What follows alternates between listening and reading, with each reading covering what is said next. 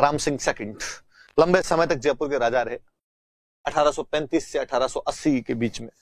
मैं एक थोड़ा सा इससे पहले एक बात बताना चाहूंगा। इसके जो पिता थे उनका नाम था जय सिंह थर्ड,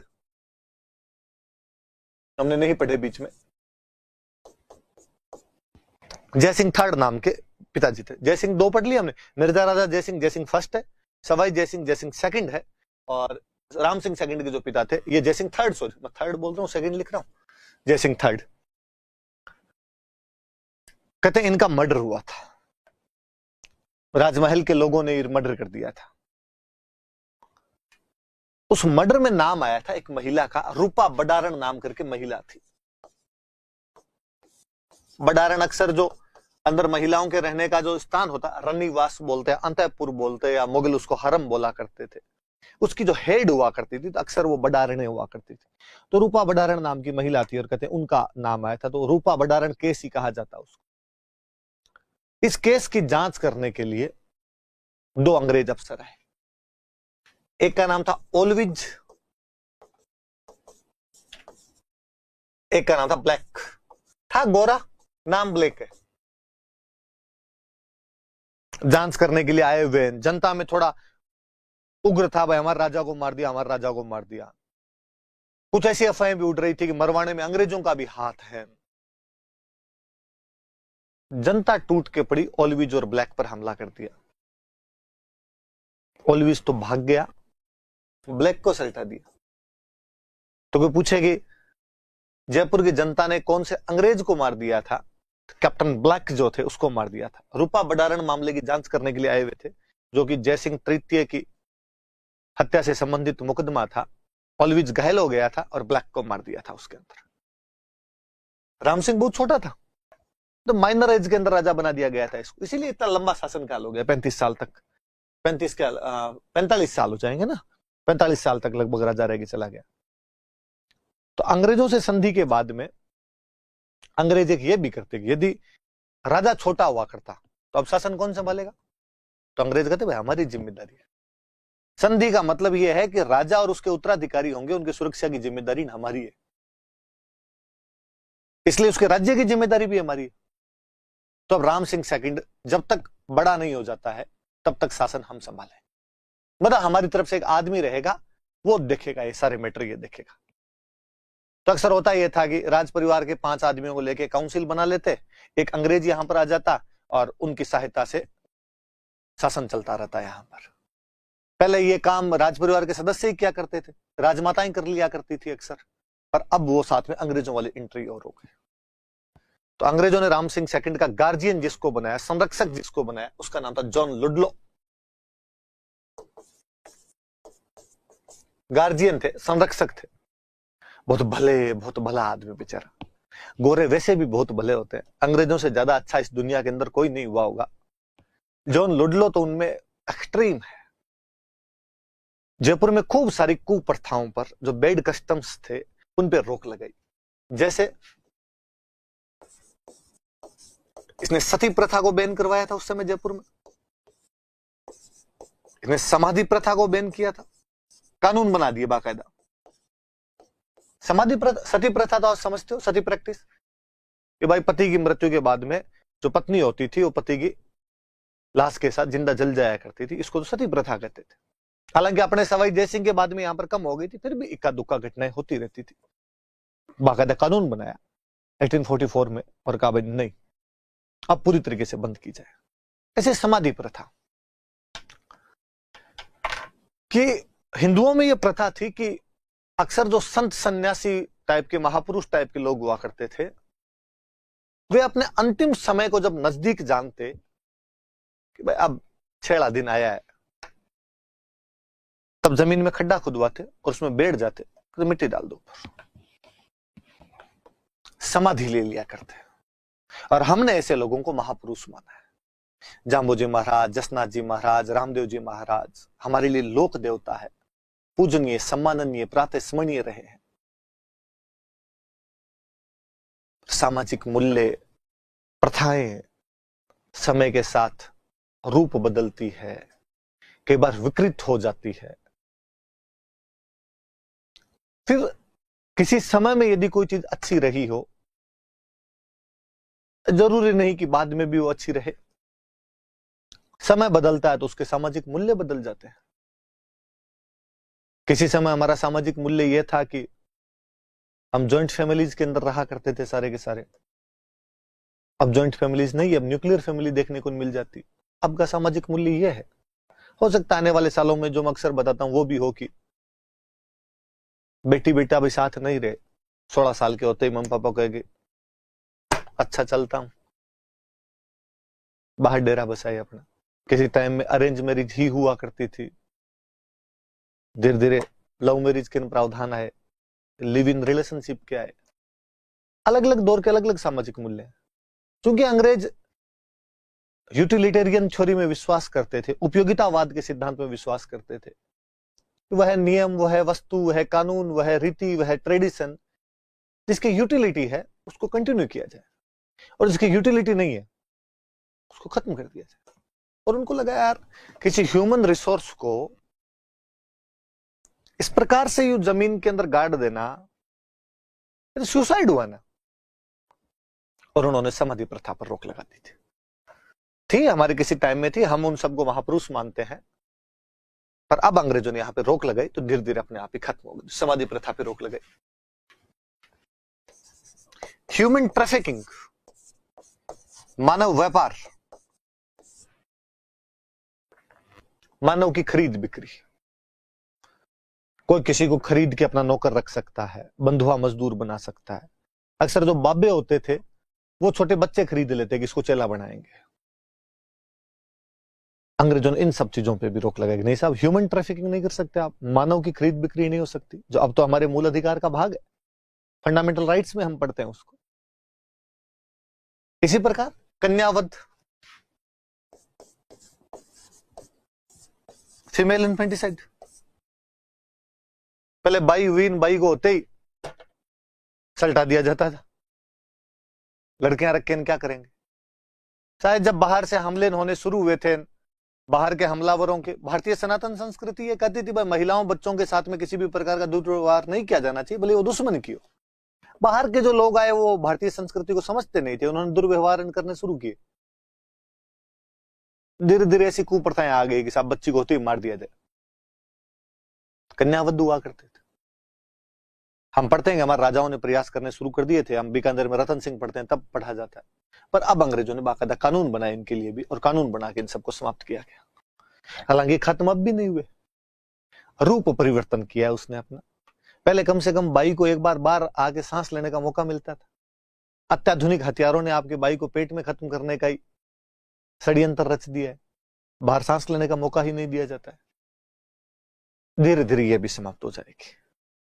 जैसे जैसे बुद्धि आएगी वैसे वैसे ये सब चीजें भी खत्म होगी। तो जॉन लुडलो ने सती प्रथा पे रोक लगाई थी, समाधि प्रथा पे रोक लगाई थी, मानव व्यापार और कन्यावध, फीमेल इन्फेंटिसाइड, ह्यूमन ट्रैफिकिंग, समाधि प्रैक्टिस और सती प्रैक्टिस यदि किसी के द्वारा बैन की गई थी जयपुर में, तो जॉन लुडलो के द्वारा। को राजा पूछे किसके टाइम में बैन हुई थी, तो राम सिंह सेकंड के टाइम में बैन कर दी गई थी। John Ludlow Ram Singh second का गार्जियन था शुरुआती शासनकाल के दौर में, तो उसके द्वारा की गई, तो हम उसका नाम पढ़ लेते। और भला आदमी था बेचारा। और जयपुर वाले यदि भला था तो जयपुर वाले प्यार भी करते थे, और जयपुर वालों से लुडलो नाम नहीं दिया जाता। लुडलो जीप पलटती नहीं है थोड़ी अपने, तो जयपुर में सब कहते थे लाडू, माँ को लाडू जी छे, माँ को लाडू जी छे। तो लाडू जी याद रखना भाई, है ना। मैं आगे लाडू जी की फोटो और दिखाऊंगा आपको। फिर राम सिंह सेकंड का एक काम की, कभी आप जयपुर आओ तो एक बहुत अच्छी सी बिल्डिंग है, अल्बर्ट हॉल म्यूजियम है जयपुर का। 1876 में प्रिंस अल्बर्ट जयपुर आए थे।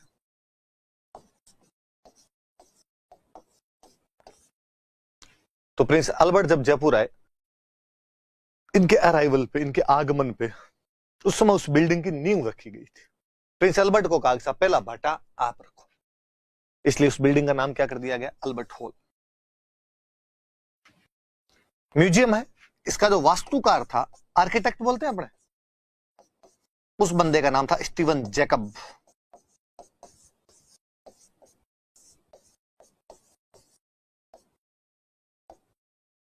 स्टीवन जैकब इसका वास्तुकार हुआ करता था, आर्किटेक्ट हुआ करता था स्टीवन जैकब। मुझे ये आदमी भी बड़ा जोरदार लगता है कि इसे कुत्ते रखने का बहुत शौक था। स्टीवन जैकब, कईयों को होता है, पेट लवर होते हैं कई, कईयों को कुत्तों के साथ ही रहते हैं, घर में भी कुत्ता रखते हैं, वो उनके बिस्तर पे चढ़ जाता है। लेकिन मुझे सूग आती है, सूग लगता है यार ऐसे कैसे रह सकते हैं। रोते हैं भाई, आप में से कोई होंगे, मेरी बात का बुरा मत मानना, सॉरी पहले ही बोल देता हूं मैं। तो स्टीवन जैकब को कुत्तों का बड़ा शौक था और कहते हैं सबसे पहले राजस्थान में इसी के घर के बाहर बोर्ड लगा था, कुत्तों से सावधान।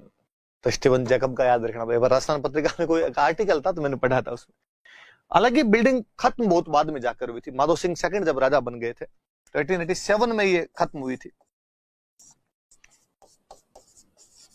एडवर्ड ब्रेडफोर्ड नाम का एक और अंग्रेज इनोग्रेट करता है, इसका उद्घाटन करके जाता है। तो 76 में बननी शुरू हुई थी जब प्रिंस अल्बर्ट ने इसका फाउंडेशन स्टोन रखा था। इसके आर्किटेक्ट स्टीवन जैकब थे। 1887 में माधो सिंह सेकंड के शासनकाल में एडवर्ड ब्रेडफोर्ड द्वारा इसका उद्घाटन किया गया था, इनोग्रेट किया गया था। बिल्डिंग कौन सी है? Albert hall. म्यूजियम है। आप म्यूजियम तो देखने जाएं, जब भी आए तो म्यूजियम अच्छा ही है, उसमें खूब सारी चीजें हैं, पर उसके आगे खड़े होकर फोटो जरूर खींचें, बहुत अच्छा व्यू आता है। साइड में कबूतर उड़ते हुए दिखाई देते हैं, बहुत सारे कबूतर है। उधर त्रिपोलिया गेट की तरफ से यदि कोई खड़ा होकर आपको आपकी पीठ के पीछे अल्बर्ट हॉल रहे, आप यदि फोटो खिंचवाते हो और उस समय यदि खिली हुई धूप होती है तो मुझे नहीं लगता जयपुर में उससे बेहतरीन सीन कहीं पर फोटो का देखने को मिलता हो आपको। तो आप जब भी आए तो ऐसा कीजिए। लाडू जी, जॉन लुडो भोला, कितनी भली शक्ल है, आंखें देखो क्या चमक है यार आंखों में इस बंदे की। ये अल्बर्ट हॉल है, आप देख भी रहे हैं तो आपको बहुत अच्छा सा लग रहा होगा। अल्बर्ट हॉल वाकई बहुत बेहतरीन प्यारी बिल्डिंग है अल्बर्ट हॉल। राम सिंह जी के टाइम में ही एक चीज जयपुर में बहुत फेमस हुई। हालांकि जब मैं हैंडीक्राफ्ट पढ़ाऊंगा तब उस चीज के बारे में आपको थोड़ा सा और खुलकर वर्णन करूंगा मैं उस चीज का। यही मैं यदि थोड़ा सा बताऊं तो ब्लू पोट्री, ब्लू का मतलब नीला, पोट्री का मतलब बर्तन। चीनी मिट्टी के सफेद बर्तनों पे नीला रंग करके उन पे डिजाइन्स बनाई जाती थी, तो इस कला को ब्लू पोट्री बोलते थे। हम हैंडीक्राफ्ट पढ़ेंगे तब पढ़ेंगे कि यह कला जयपुर में सबसे अधिक लोकप्रिय थी। और जयपुर में यह कला कौन से राजा के समय लोकप्रिय हुई? तो राम सिंह सेकंड के टाइम में सबसे अधिक पॉपुलर हुई थी। हम आगे और पढ़ेंगे कि बाकायदा 2 कारीगर थे जिनको दिल्ली भेजा गया था ब्लू पोट्री सीखने के लिए। वहां से और अच्छी ट्रेनिंग वगैरह लेके आए थे, फिर इसको जयपुर में उन्होंने प्रख्यात किया था। तब हम और पढ़ेंगे कि कालांतर में कृपाल सिंह शेखावत इसके बहुत अच्छे कारीगर हुए। उन्होंने इसमें नीले रंग के अलावा अन्य रंगों का भी प्रयोग किया। ये तमाम बातें हम हैंडीक्राफ्ट के लिए बचा के रखते हैं, वहां पर करेंगे। पर वहां पर जब मैं ब्लू पोट्री लिखूं तो आपके दिमाग में स्वतः स्पॉन्टेनियस आना चाहिए कि ये जयपुर के राम सिंह सेकंड के समय में जयपुर में लोकप्रिय हुई थी। 2 बात तो आपको पता हो। राजा को शायद रंगों से थोड़ा अलग प्यार है कि बर्तनों पे नीला रंग। जयपुर में कौन सा रंग किया जाए? जयपुर को गुलाबी रंग से। जयपुर में गुलाबी रंग यदि किसी राजा ने करवाया था तो राम सिंह सेकंड।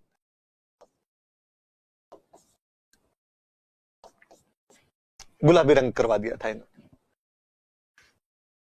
कहते हैं कि कोई ब्रिटेन का राजा आने वाला था और कुछ तो ऐसा कहा जाता है कि उसकी रानी को गुलाबी रंग बहुत पसंद था। राम सिंह जी ने कहा कि रानी को यदि गुलाबी रंग पसंद है तो जयपुर में चारों तरफ क्या दिखना चाहिए? गुलाबी गुलाबी दिखना चाहिए। कुछ कहते हैं कि नहीं साहब, गुलाबी रंग वैसे ही आतिथ्य सत्कार का रंग होता है,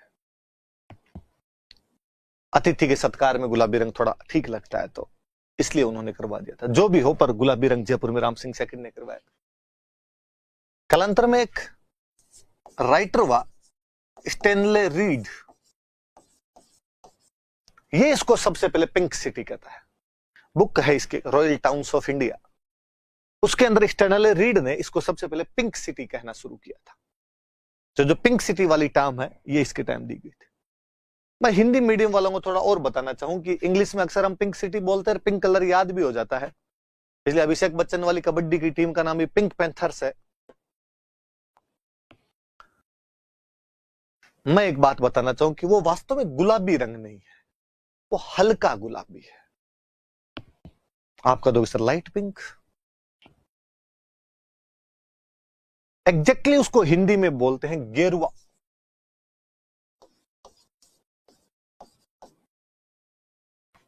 तो कई बार कोई ऐसा क्वेश्चन आ जाए कि राम सिंह सेकंड ने जयपुर में कौन सा रंग करवाया था? आपको गुलाबी, और नीचे ऑप्शन में गुलाबी हो ही नहीं। नीचो लाल काला पीला गेरुआ, और आप मुझे गालियां निकालो। ये फर्जी यूं कहानियां सुना सुनोगे, इधर उधर की इन बातें करता था। ढंग का जो क्वेश्चन आना था वो तो बताया नहीं था, गुलाबी गुलाबी कर रहा था। यहाँ गुलाबी ऑप्शन भी नहीं है। तब याद रखना कि राम सिंह जी गीत गाते होंगे, रंग दे तू मोहे गेरुआ। तो कौन सा रंग करवा दिया था उन्होंने जयपुर के अंदर? तो गेरुआ रंग करवा दिया था। इस बंदे ने एजुकेशन के अंदर बड़ा अच्छा काम किया। कहते 1857 में डेवलपमेंट ऑफ आर्ट, कला के विकास के लिए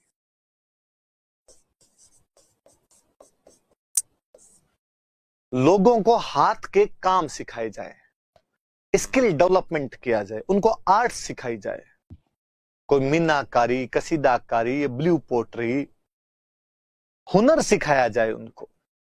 इसके लिए एक स्कूल बनाई गई।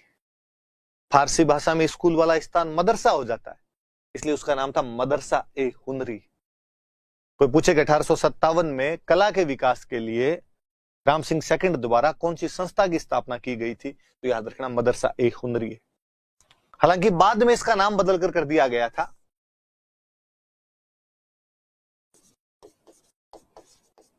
महाराजा school of art and craft.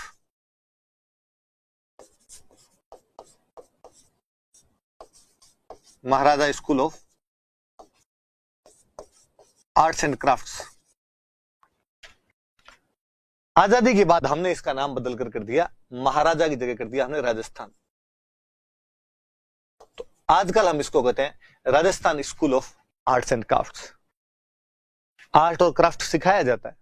तो याद रखना, सिंपल सन 1 याद नहीं रहे कोई बात नहीं। कोई आपसे ये पूछेगा कि वर्तमान में राजस्थान के Rajasthan school of arts and crafts की स्थापना किसने की थी तथा उस समय इसे किस नाम से जाना जाता था? राम सिंह सेकंड ने की थी। उस समय से मदरसा ए हुनरी कहा जाता था। स्थापना क्यों की गई थी? तो कला के विकास के लिए इसकी स्थापना की गई थी। याद रखना भाई, नाम बदल के इन्होंने बाद में Maharaja school of art and craft किया था, लेकिन बाद में राजस्थान सरकार ने बाद में इसका Rajasthan school of art and craft कर दिया। अब ये तो अभी 1988 के आसपास, एग्जैक्टली मुझे सन याद नहीं आ रहा, पर इसी टाइम में किया था, बहुत लेट किया है अभी नाम किया इसका। उस समय यह आदमी कन्या विद्यालय की इन बातें कर रहा था कि गर्ल्स के लिए स्कूल अलग से होने चाहिए।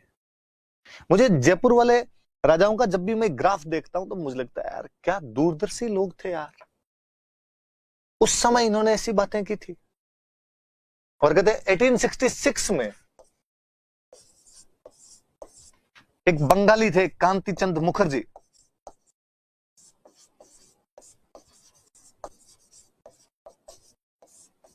इनकी प्रेरणा से, मुखर्जी थे तो बंगाली थे, बंगालियों में सबसे पहले एजुकेशन की भावना आई थी, क्योंकि अंग्रेजों का राज सबसे पहले वहीं हुआ था, सशक्त राज वहीं था अंग्रेजों का, इसलिए बंगाली पढ़ने लगे थे। बंगाली आए कांति चंद्र मुखर्जी, उन्होंने राजा को बताया कि साहब गर्ल्स के लिए भी तो पढ़ाई होनी चाहिए। 3 लड़कियां और 2 मास्टर नहीं, इतनी आई लड़कियां पढ़ने के लिए, 3 ही।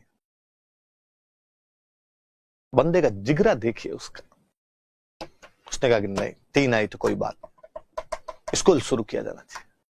तो राम सिंह सेकंड ने कन्या विद्यालय स्थापित कर दिया था। मैं एक दिन कहीं पढ़ रहा था कि भारत के भूतपूर्व राष्ट्रपति शंकर दयाल शर्मा की पत्नी इस स्कूल से पास आउट है, वो इस स्कूल के अंदर पढ़ के गए हुए हैं। तो कन्या विद्यालय याद रहे। कॉलेज बनाया यार उस टाइम, कॉलेज ये सब बातें। महाराजा कॉलेज की स्थापना आज भी है, आज भी जयपुर के अंदर साइंस वालों का कॉलेज है महाराजा कॉलेज। हालांकि उस समय तो एक टोटल स्ट्रीम के लिए, पहले केवल जयपुर का था, जयपुर रियासत का था। पूरा राजस्थान जब आने लगा तो फिर आर्ट्स के लिए राजस्थान कॉलेज बना दिया, कॉमर्स के लिए कॉमर्स कॉलेज बना दिया, साइंस के लिए महाराजा कॉलेज बना दिया, लड़कियों के लिए अलग से सामने एक महारानी कॉलेज बना दिया। तो साइंस के लिए लड़कों के लिए महाराजा है, उसके ठीक सामने लड़कियों का एक कॉलेज है महारानी। हालांकि हम सिटी बस में जब भी जाते तो बड़ा जोरदार लगता है कि वहां सिटी बस जाके रुकती है और सिटी बस वाले कंडक्टर चिल्लाते हैं कि महाराजा महारानी उतरो, महाराजा महारानी उतरो। मुझे लगता है कि यार इस समय जो लड़के लड़कियां उतरते हैं उनको फील आता होगा कि हम महाराजा महारानी है। तो दोनों कॉलेज आमने सामने, महारानी तो बाद में बना था, महाराजा कॉलेज इन्होंने बना दिया था। मोती डूंगरी गणेश जी के मंदिर की तरफ कभी आओ तो वहां पास में देखना, वहां पे संस्कृत कॉलेज बना हुआ है। कि अपनी भाषा से भी उतना ही प्यार है तो संस्कृत के अंदर भी ये कॉलेज खोला जाना चाहिए। आपको हाथ के काम सीखने हैं, आप मदरसा हुनरी जाओ। लड़कियों को पढ़ाना है, गर्ल्स स्कूल में जाइए। आपको कॉलेज करनी है, महाराजा कॉलेज है। आपको संस्कृत सीखनी है, संस्कृत कॉलेज है। इवन इस बंदे ने मेडिकल कॉलेज खोला था जयपुर में। क्या राजा था यार ये। एडमिशन नहीं लिया किसी ने, इसलिए बंद करना पड़ गया था। 1861 के आसपास में मेडिकल कॉलेज की स्थापना कर लेते हैं, कोई आया ही नहीं तो आ गए बंद कर दो, कोई आया नहीं तो उसको हम पढ़ते नहीं इसके अंदर। तो बड़ा मॉडर्न आदमी था राम सिंह सेकंड। राजस्थान का पहला फोटोग्राफर है ये आदमी। फोटोग्राफी क्या करता था उस समय, ऐसी हॉबी थी। आपने तो 3 इडियट देखने के बाद ये हॉबी बनाई है। इसकी हॉबी उस समय फोटोग्राफी करनी हुआ करती थी, और मुझे लगता है इसीलिए इसके अल्बर्ट हॉल के सामने इतनी अच्छी फोटोग्राफी आती है।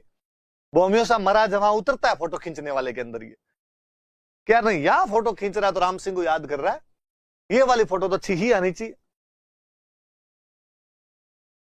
मदरसा हुनरी देख सकते हैं आप, जिसका नाम बदलकर बाद में Maharaja school of arts and craft किया गया था, जिसे वर्तमान में Rajasthan school of art and craft कहा जाता है। अब Maharaja college university, Maharaja college Jaipur देख सकते हैं। रामनिवास बाग, अल्बर्ट हॉल के ठीक सामने एक बगीचा बना हुआ है जिसका नाम रामनिवास बाग है। अल्बर्ट हॉल है, इसके सामने का बगीचा है तो रामनिवास बाग। अगले राजा पढ़ते हैं माधो सिंह। हालांकि मैं एक बात और बताना चाहूं, वैसे तो हम और बताएंगे उसको। राम सिंह सेकंड का शासनकाल देखो, देखिए 35 से 80। इस दौरान भारतीय इतिहास की एक बेहद महत्वपूर्ण घटना घटित हुई थी, रिवोल्ट ऑफ 1857। 1857 की क्रांति के समय यही राजा था।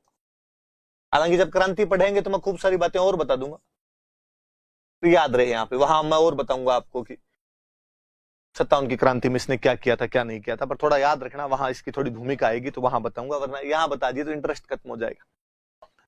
तो एक तो इसके पिता जय सिंह थर्ड की हत्या की जांच करने के लिए जब अंग्रेज आए थे तो कैप्टन ब्लैक के यहां पर मारा गया था। जॉन लुडलो इसका संरक्षक था, जिसने सती प्रैक्टिस, समाधि प्रैक्टिस, ह्यूमन ट्रैफिकिंग और फीमेल इन्फेंटिसाइड को बैन कर दिया था। 1876 में प्रिंस अल्बर्ट जब जयपुर आया था तो अल्बर्ट हॉल की नींव रखी गई थी, जिसका आर्किटेक्ट स्टीवन जैकब था। 1887 में इसको इनोग्रेट किया गया था एडवर्ड ब्रैडफोर्ड द्वारा। जॉन लुडलो है, ये अल्बर्ट हॉल है। ब्लू पोट्री इसी के समय लोकप्रिय हुई थी। जयपुर में गुलाबी रंग करवाया था, ऐसे गेरवा कह सकते हैं इसे। स्टेनले रीड अपनी पुस्तक रॉयल टाउन्स ऑफ इंडिया में पिंक सिटी के नाम से दर्ज करता है। मदरसा हुनरी 1857 में डेवलपमेंट ऑफ आर्ट के लिए। गर्ल्स स्कूल 1866 में बाय इंस्पिरेशन ऑफ कांतिचंद मुखर्जी, और महाराजा कॉलेज और संस्कृत कॉलेज की स्थापना की थी। सब देख सकते हैं आप। माधो सिंह पढ़ते हैं।